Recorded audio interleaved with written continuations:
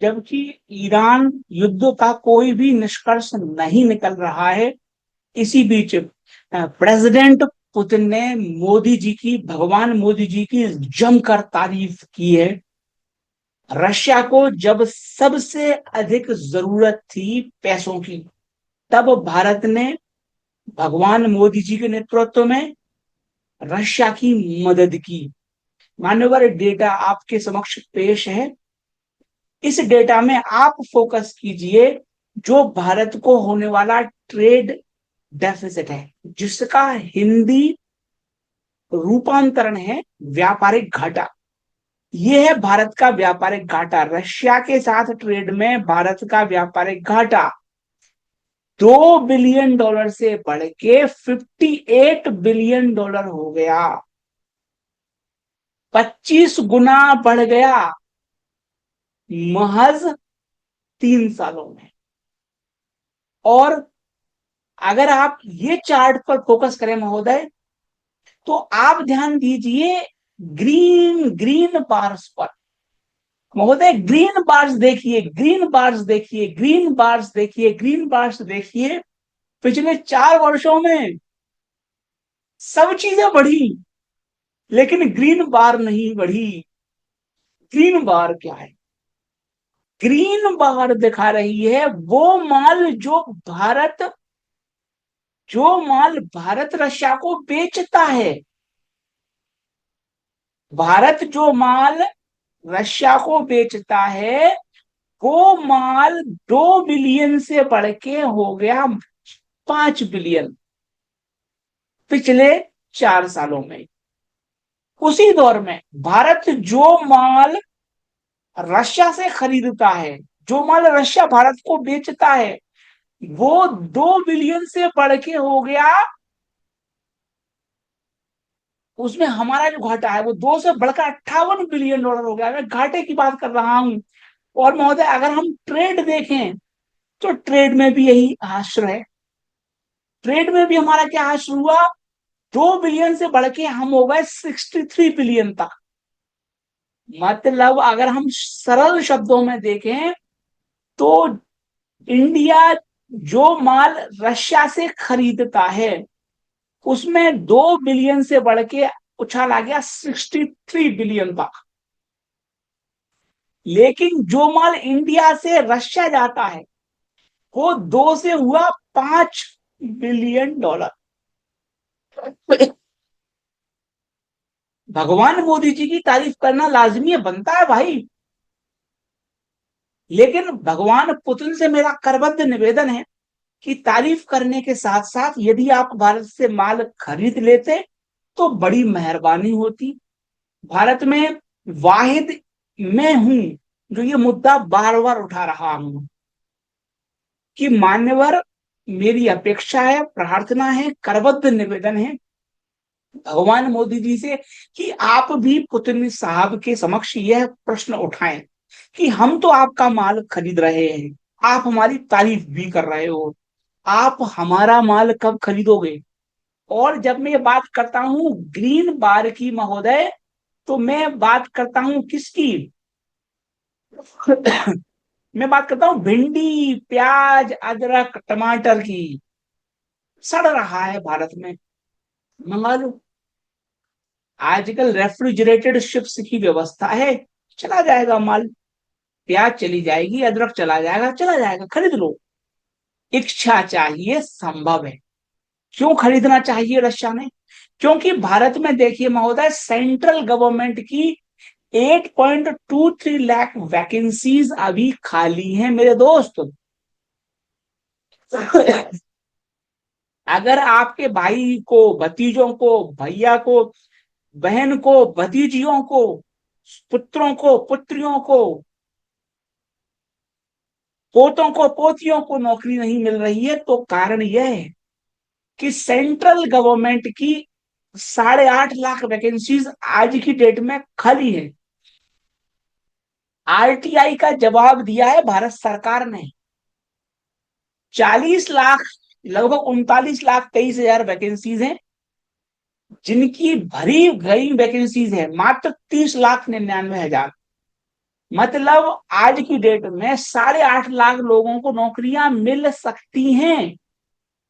8.5 लाख युवाओं को रोजगार कल मिल सकता है। भगवान विष्णु के 18वें अवतार परम पूज्य भगवान मोदी जी युवाओं पर कृपा करेंगे। युवा वैसे भी अपने पुराने जन्मों का पाप कर्म भुगत रहे हैं, ओवर एज हो रहे हैं। जल्दी से जल्दी एटलीस्ट अगले लोकसभा चुनाव के पहले, उत्तर प्रदेश चुनाव के पहले सरकार ये सीट्स भरेगी, ऐसी मेरी सविनय निवेदना है। साथ में रशिया से मेरा आग्रह है कि रशिया ने भारत का माल खरीदना चाहिए। दूसरा, भारत सरकार के ईश्वर तुल्य अधिकारियों ने, बाबुओं ने, मैं आप सभी से निवेदन है, अगर आपको इच्छा है कि जीते जी आपके बालक बालिकाएं भगवान बन जाएं, तो उन्हें ये ऑफिशियल्स बना दें, आईएएस यूपीएससी में सिलेक्ट करवा दें। भगवान मंदिरों में नहीं मिलता, भगवान डीएम ऑफिस में मिलता है। उनका ही कहना है कि साहब स्पेकुलेशन हुआ है, सट्टेबाजी हुई है, इसलिए शक्कर के दाम चढ़ गए। ठीक है, मान लिया सट्टेबाजी यहां हुई है, लेकिन दाम तो पहले ही चढ़ रहे थे। मेरे क्लाइंट्स जो मुझसे जुड़े हुए हैं महीने दर महीने, वो ये बात जानते हैं कि मैंने समय से पहले कहा था कि बोरे बोरे भर के घर में शक्कर खरीद लो, शॉर्टेज हो जाएगी दीपावली के टाइम पर। हो गई। तो आप व्यापारियों को सट्टेबाज कह दो, व्यापारियों पर स्टॉक लिमिट लगा दो, आप खुदा हो, आप जो चाहे कर लो, आप गाली भी दोगे तो हम तालियां बजाएंगे। लेकिन खामी पॉलिसी में है, खामी पॉलिसी में है। व्यापारी तो अवसर का लाभ उठाता है। ये पॉलिसी किसने बनाई जिसके कारण शुगर की शॉर्टेज ना होने के बावजूद भी शॉर्टेज हो गई? आप कह रहे हो खुदा, ईश्वर के अवतार भगवान मोदी जी कह रहे हैं शक्कर की किल्लत नहीं है, मान गए, लेकिन किल्लत तो है, दाम तो बढ़ गए 40%।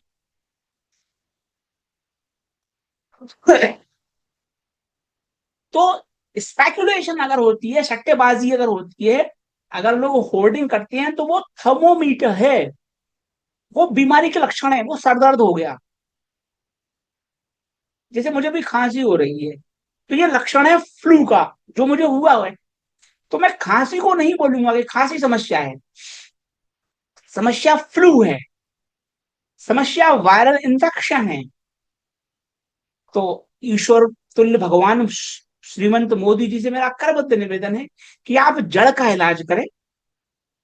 व्यापारियों को गालियां देना, व्यापारियों को कोसना, व्यापारियों पर रेड डालना, आजकल वो तुकाराम मुंडे साहब डाल रहे हैं रेड, तालियां भी पड़ रही हैं, लोग तालियां भी बजा रहे हैं। मुझे दुख होता है महोदय, मुझे बहुत कष्ट होता है जब व्यापारी जो हर तरफ से पीसा जाता है उसको रौंदा जाता है। वो सारे नियम कायदे, सारे लाइसेंस भी पूरा करे, कस्टमर कीमत देने को तैयार नहीं है, फिर उस पर आईएएस बाबुओं की गाज भी गिरती है। ठीक है, परम पूज्य भगवान मोदी जी हैं, हम सभी का उद्धार करके मानेंगे। और शक्कर की बात नहीं है श्रीमंत, आप मक्का देख लीजिए, maize. Now we are going to import even maize. मक्के की किल्लत हो गई। आज से 6 महीने बाद परम पूज्य भगवान कहेंगे कि ये भी स्पेकुलेशन है, ये भी सट्टेबाजी है। व्यापारियों के घरों पे सीबीआई ईडी की रेड डलवा दो, तुकाराम मुंडे साहब को भेज दो, ताकि फिर उनके इंटरव्यू भी लग जाए, उनका भैया बीबीसी में रिपोर्ट भी छप जाए। बहुत अच्छा काम चल रहा है, बहुत अच्छा। व्यापारी है महोदय, लूटो उसको। इसीलिए कारण है कि माँ बाप अपने बच्चों को व्यापारी नहीं बनने देना चाहते। माँ बाप कभी नहीं चाहते कि उनका बच्चा व्यापारी बने, दुकान खोले, इसलिए नहीं चाहता। माँ बाप चाहते हैं कि बच्चा 10-10 साल यूपीएससी की नौकरी की लाइन में लगा रहे। बेटा बस एक बार सरकारी नौकर बन जाओ, बेटा एक बार सरकारी नौकर बन जाओ। किसान सोच रहा है बेटा एक बार सरकारी नौकर बन जाओ, क्योंकि सबको पता है कि सरकारी नौकर मतलब लूटने का अधिकार, सरकारी अधिकारी मतलब आप जीते जी ब्रह्मा विष्णु महेश बन गए। अब देखो मेज में समस्या है, चावल में समस्या हो गई, आज केआरबीएल चढ़ गए, एलटी फूड्स चल गया, दुनिया में एलिनो है। मार्च से एलिनो की टेंशन हो रही थी, आप लगातार कहते रहे साहब सब कुछ ठीक, सब कुछ ठीक, सब कुछ ठीक। अब जो है रायता फैल गया, दाम चढ़ गए, किल्लत हो गई, सो व्यापारी पे दोष धर दिया।